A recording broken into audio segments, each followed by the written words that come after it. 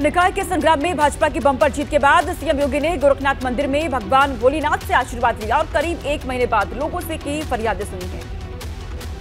निकाय चुनाव में बम्पर जीत के बाद सीएम योगी आदित्यनाथ गोरखपुर दौरे पर हैं, जहां गोरखनाथ मंदिर में पूजा अर्चना के बाद सीएम योगी ने जनता दरबार लगाया। दरअसल नगर निकाय चुनाव आचार संहिता की वजह से करीब 1 महीने के बाद सीएम योगी का जनता दर्शन किया।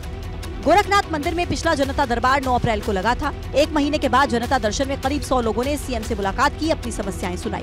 सीएम योगी ने कहा, चिंता न करें, हर शिकायत पर कार्रवाई करेंगे। जनता दर्शन के बाद सीएम योगी ने गोरखनाथ मंदिर में आयोजित 7 दिवसीय शिव महापुराण कथा के समापन कार्यक्रम में हिस्सा लिया। इस दौरान सीएम योगी ने कहा कि संपूर्ण सृष्टि पर भोलेनाथ की कृपा है और बहुत शीघ्र भक्तों पर अनुग्रह करते हैं। भारत को एकता के सूत्र में जोड़ने में भी हमारी ज्योतिर्लिंगों की बहुत बड़ी भूमिका रही है।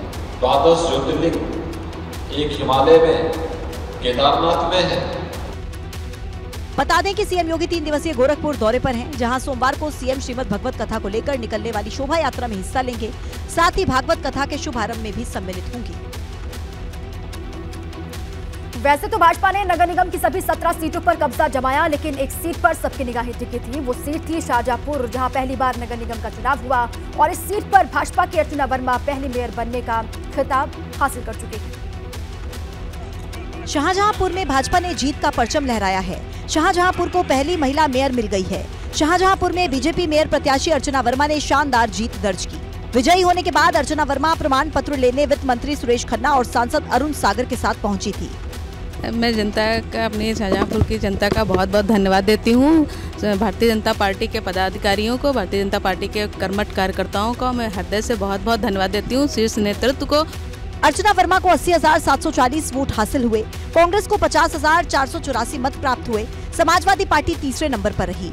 शाहजहांपुर में भाजपा की जीत को वित्त मंत्री सुरेश खन्ना ने पीएम मोदी और सीएम योगी की नीतियों की जीत बताया।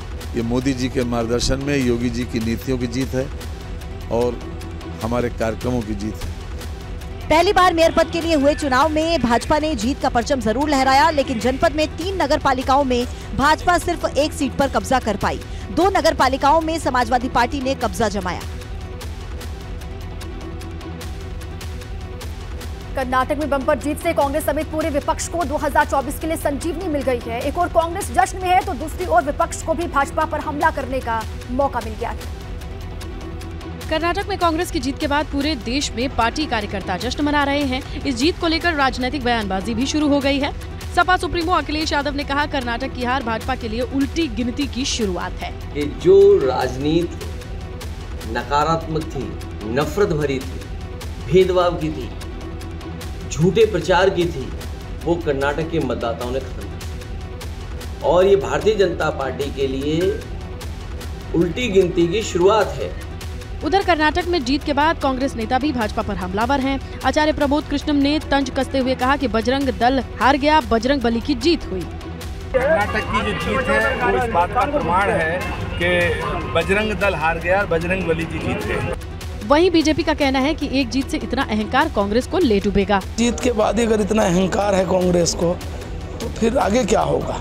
ये तो अहंकार है ऐसी बात करना। बहरहाल कर्नाटक की जीत ने 2024 के लिए कांग्रेस समेत पूरे विपक्ष को संजीवनी तो दे दी है। अब देखना होगा कि विपक्ष इस संजीवनी से 2024 में पुनर्जीवित हो पाती है या नहीं। Bureau report, ABP Ganga.